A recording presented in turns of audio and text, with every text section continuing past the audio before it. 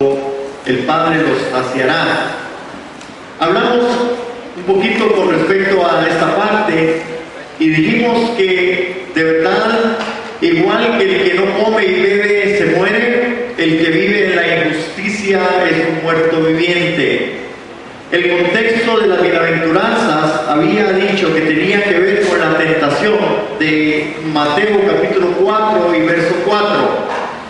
Dijimos el domingo pasado con respecto a esto, ¿qué significaba para Jesús esta hambre y sed de la que Él estaba hablando? ¿De qué hambre y de qué sed nos habla Jesús? Y concluimos que hambre de hacer la voluntad del Padre. Hermano, el hambre que Jesús tenía era el gran deseo de querer cumplir con todo el plan y con todo el propósito eterno de Dios.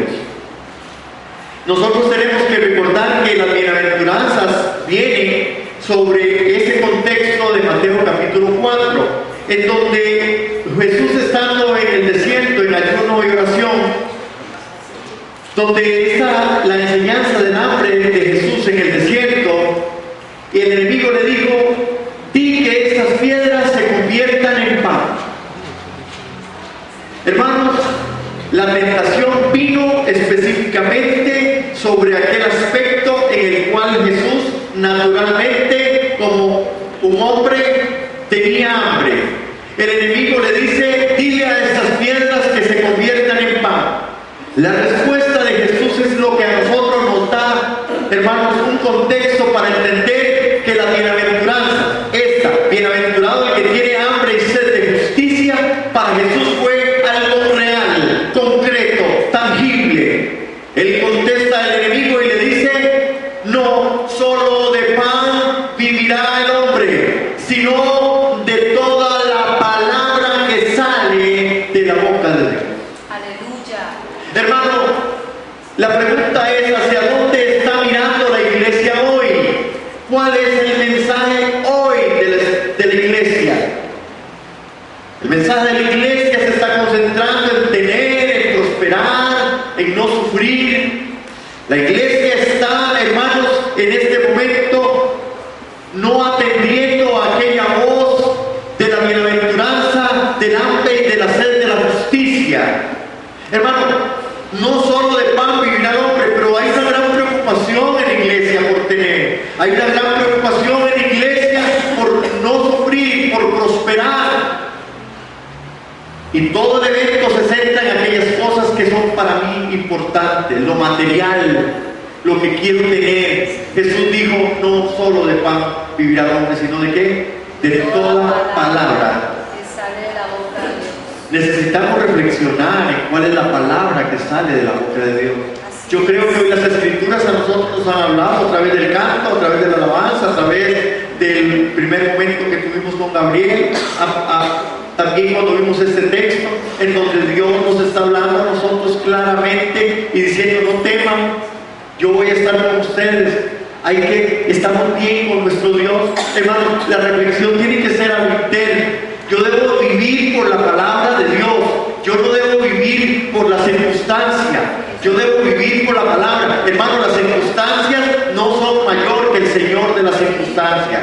La circunstancia nunca será mayor que el buen Dios todopoderoso. Nuestro Dios es un Dios poderoso. Nuestro Dios es un Dios que va adelante como poderoso gigante. Nuestro Dios ha hablado de que nosotros podemos ir adelante haciendo la obra del ministerio, la obra a la que Él nos llamó. Hermano, necesitamos una iglesia que se active en la medida en que la palabra de Dios así le demande.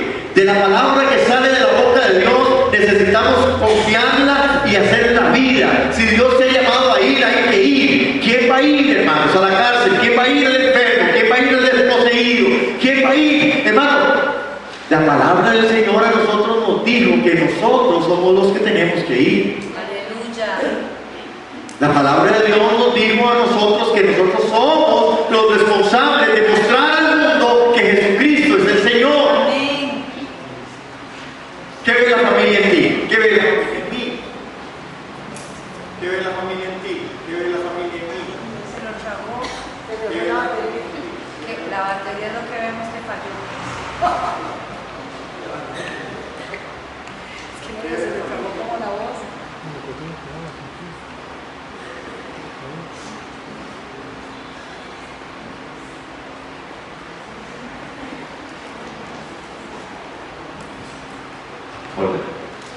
Eso es lo bueno de estar en familia.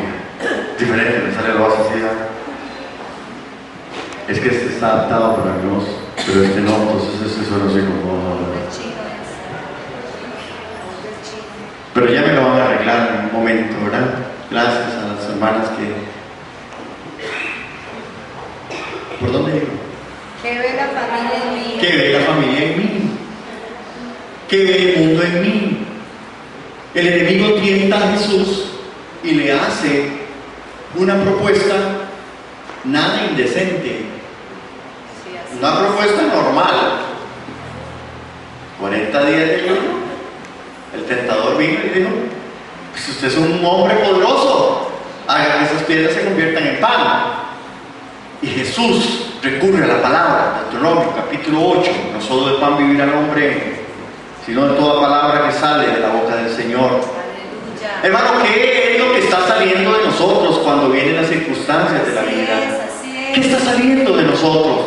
Cuando tenemos una situación familiar, cuando nuestros hijos no quieren, o cuando nuestros hijos quieren, o cuando el esposo no quiere o la esposa no quiere, ¿qué está saliendo de nosotros? ¿Qué es lo que de nosotros está saliendo? Debiera salir la palabra del Señor, debiera salir la argumentación del Espíritu. Nosotros somos espirituales, hermano, no podemos olvidarlo por ningún momento.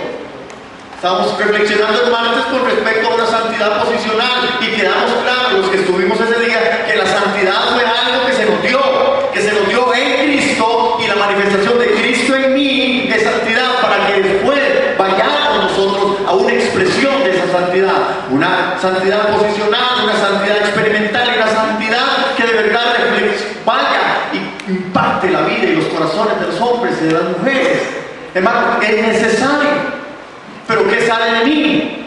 ¿Qué sale de mí ante la circunstancia? Hermano, yo creo, y yo lo estoy diciendo a veces con conocimiento de causa, porque tampoco puedo aquí como decir es que el Espíritu me dijo, pero sé que no solamente el conocimiento de causa, sé que hay corazones de mamás que sufren por sus hijos, que sufren por su esposo, por su esposa, esposos que están sufriendo por sus hijos, por su familia, pero es necesario entonces levantar la bandera de decir qué es lo que la palabra de Dios me dice. Yo soy un sacerdote, puedo pararme firme en la brecha, puedo pararme firme en el nombre de Jesús y declarar una palabra de verdad, como en las bienaventuranzas las estamos viendo. Señor, haz que este hijo mío, esta hija mía tenga hambre y sed de ti. Haz que las naciones tengan hambre y sed de ti. Haz que el indigente, haz que el homosexual, haz que la persona que tiene problemas de alcoholismo, de drogadicción, Señor, en el nombre de Jesús, que tenga hambre y sed de ti, y que yo pueda ser alguien que vaya a proponer en el nombre de Jesús y decirle: en el nombre de Jesús, el Señor dice que usted puede vivir de toda palabra que sale de su boca. Jesucristo murió por usted también. Amén. Amén. Amén. Así es. Déjale evangelizar. Vamos listos. Vamos a hacer misiones. Así es. Así es. No. Eso es nuestro Muy bien, llamado. muy bien. Amén, hermano. Claro. Hambre y sed. ¿Qué significa esa hambre? ¿Qué significa tener esa sed? Hermanos, necesitamos retomar el mensaje que sale desde las Escrituras, de que justicia no es cualquier justicia. Dijimos el domingo pasado, la justicia de la que Jesús habla es aquella que es mayor que la de los escribas y de los fariseos. ¿Se acuerdan de Jesús? Vamos ahí, vamos a Mateo, capítulo 5, en el verso 20. ¿Me acompañan ahí, hermanos? 5:20.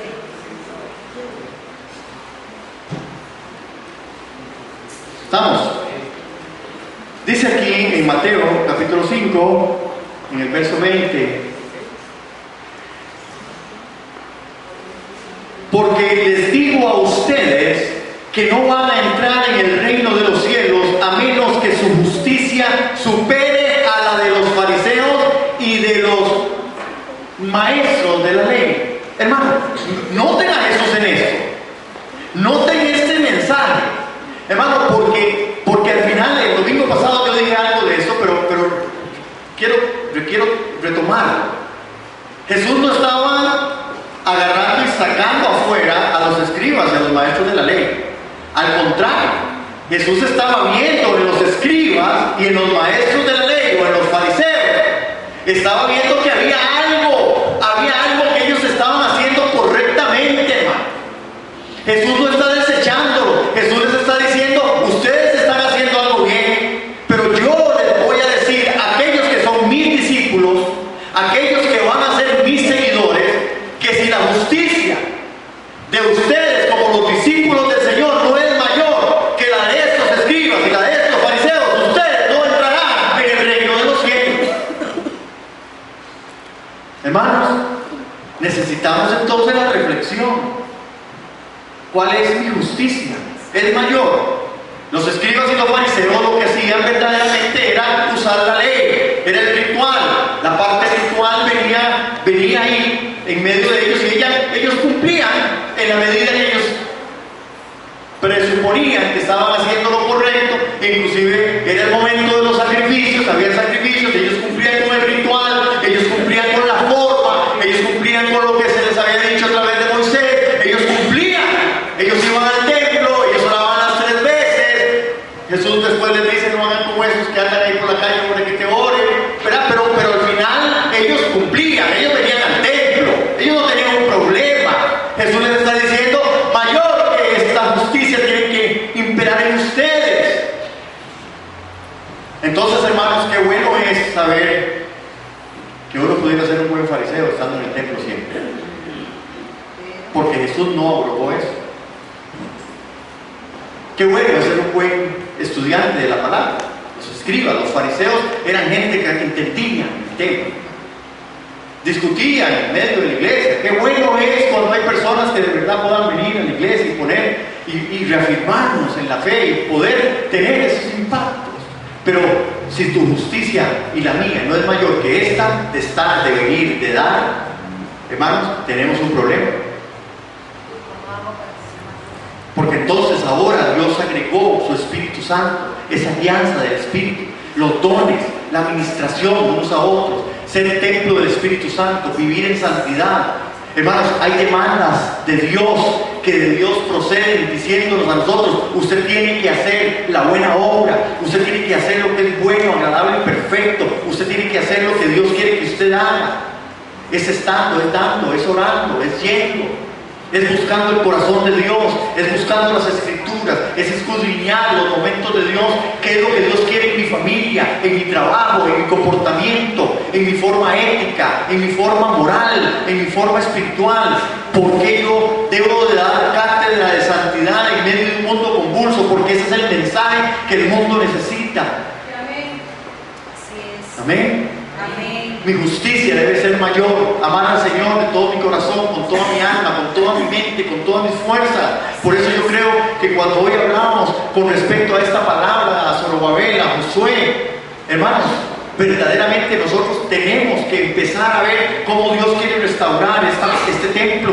Amén. Necesitamos una restauración y esto se logra a través de tener hambre, de tener sed de Dios, hambre y sed de justicia, hambre y sed de Dios, hambre de querer hacer lo que Dios quiere que nosotros hagamos. Porque les digo a ustedes que no van a entrar en el reino de los cielos a menos que su justicia supere la de los fariseos y la de los maestros de la ley.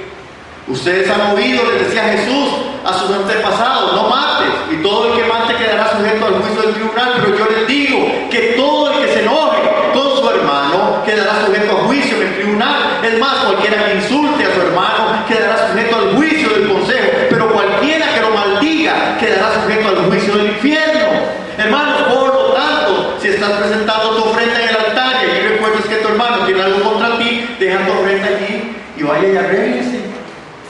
Esta es la justicia mayor. Ya no es presentar la ofrenda por la ofrenda. Si veo que tengo un problema y un conflicto con alguien, tengo que ver cómo lo arreglo. Hermano, arreglarlo significa que yo pueda ir y de verdad estar en paz con mi hermano y con mi hermana. Hay cosas en la vida, y tenemos que ser muy reales, que definitivamente, hermano, usted no las va a lograr. Pero una cosa es que yo tenga un conflicto con mi esposa, en el cual yo pueda venir y que en ese conflicto, hermanos, tiene que darse una separación porque los antecedentes, por lo que pasó, por la forma, eso es algo que tal vez ya yo no podría evitar, pero yo sí puedo evitar otra cosa. Yo sí puedo estar bien con la persona para que mis oraciones no sean enojadas. Si al final usted y yo no podemos compartir, si al final usted y yo somos personas como que no logramos caminar juntos, hermanos, definitivamente yo no tengo que ser su enemigo para no andar con usted. Yo puedo ser una persona que le bendiga y usted me pueda bendecir, aunque no podamos en medio de nuestras debilidades salir a tomarnos un café juntos. Qué bueno sería que salgamos a tomar un café juntos y que al final pudiéramos arreglarlo todo, pero a veces no sucede. Pero hay cosas, hermanos, en la vida que nosotros no podemos dejar de pasar. Si yo estoy mal con alguien, debo ver cómo lo arreglo. Y si la otra persona no quiere arreglarlo, yo tengo que entender que Dios quiere que yo sea llamado a paz, que yo le diga, hermano, perdón, hermana, perdone, etcétera. Si usted no me quiere perdonar, no puede, está bien, no importa, pero yo sí necesito descargar delante de Dios y delante de usted, decir, sí, me equivoqué, o no está bien, y yo no voy a volver a conversar con vos porque me parece que chocamos en esta parte y no se trata de eso. Amén, hermanos, estamos claros. Amén. Y yo no quiero que nos confundamos. Porque que yo no esté de acuerdo con alguien no significa que ese sea mi enemigo ni que lo maldiga. El problema de la iglesia es que está maldiciendo a veces al hermano y a la misma hermana. ¿Por qué maldecir? Si yo no me llevo bien con usted, pues eso es un asunto de aspectos en el cual tenemos que corregir. Y si no se logra corregir, yo no tengo por qué maldecir. Sed. Usted tiene sed de la palabra.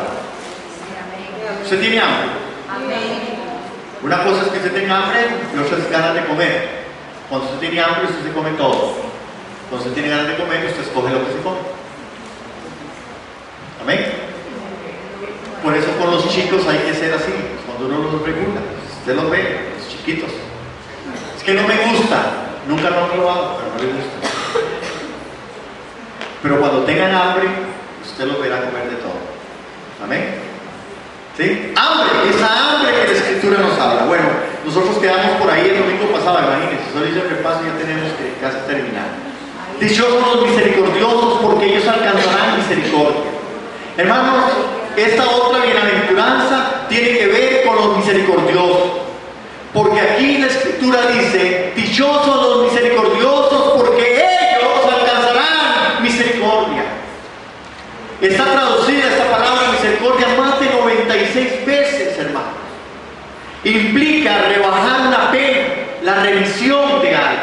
Entonces, ¿qué es lo que Jesús está hablando? Dichosos los que son misericordiosos, porque ellos alcanzarán esa misericordia.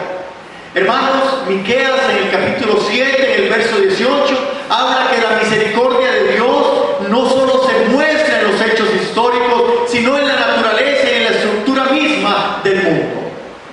Acompáñenme por favor en el Salmo 119, en el verso 64, en donde nosotros vemos que esta misericordia del Señor es una misericordia, hermanos, que se ha extendido en el tiempo, en el espacio, en todo lo que Dios es. Dios es un Dios lleno de misericordia.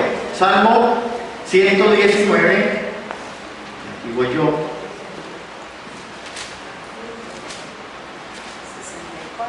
No, Salmo 119, 64. Dice así la Escritura. ¿Estamos ahí, hermanos? Amén. Ok, soy yo el que no estoy. Enséñame, Señor, tus decretos. La tierra está llena de tu gran misericordia. No sé qué dice su versión. De tu misericordia está llena la tierra. Hermanos, Señor, vean el salmista. El salmista está diciendo, Señor, la tierra está llena de la misericordia. La tierra está llena de la misericordia. ¿Qué significa ser misericordia? ¿Qué significa ser misericordia, hermano? El término misericordia, hermanos, en el hebreo es eser. No es sentir lástima o pena, hermano.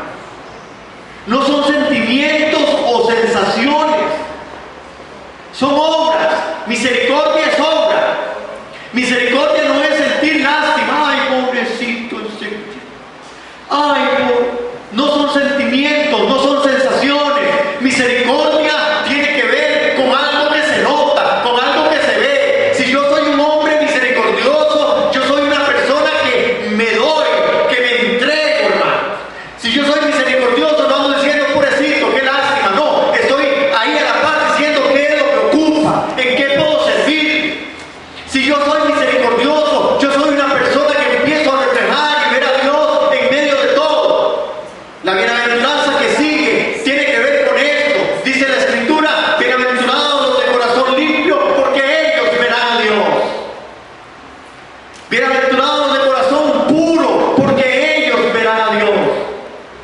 Misericordia tiene que ver, hermanos, con que yo entienda el punto de partida de Dios para mi vida. Aleluya. Él me rescató, Él me salvó. Su misericordia para conmigo fue: yo era su enemigo, yo no tenía nada, Él me lo dio todo. Igualmente yo debo producir esa misericordia. Si yo entiendo la bienaventuranza, yo soy autor de la bienaventuranza. Bienaventurados los misericordiosos, porque ellos alcanzarán misericordia. Dichosos, dichosos los que son misericordiosos, dichosos los que se ponen por el hermano, por la hermana, dichosos los que entienden que hay un mundo herido y en misericordia hay que ir a evangelizar, a traer la palabra, hay que ir a poner delante de ellos el pan de Dios, la palabra que sale de la boca del Señor. Eso es ser misericordioso, no es tener lástima. Hay gente que se queda en la lástima de la gente. Ay, pobrecito el diablo. No, pobrecito no, hermano. ¿Qué puedo hacer? ¿Qué puedo dar? ¿Cómo me puedo proyectar? ¿Cómo el mundo puede ver a Cristo en mí, que es la única esperanza de la gloria? Aleluya. Siendo misericordioso. Hermanos, misericordia. Y hay una clara advertencia, y yo quiero que vayamos ahí a Mateo, en Mateo capítulo 7.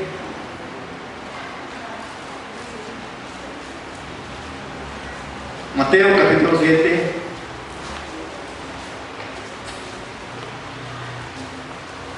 En el verso 2, vamos a...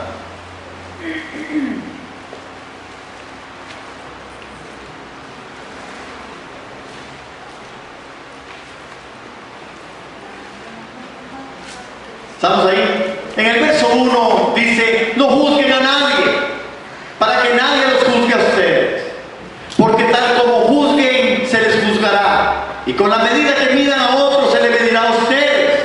Hermano, la bienaventuranza finaliza siendo una promesa y una advertencia. El que hace misericordia alcanzará misericordia. Hermano, las bienaventuranzas tienen esa posibilidad. Recuerda que hablamos al principio que no la podemos ver desde la posición, sino desde la disposición. Pero eso sí es claro.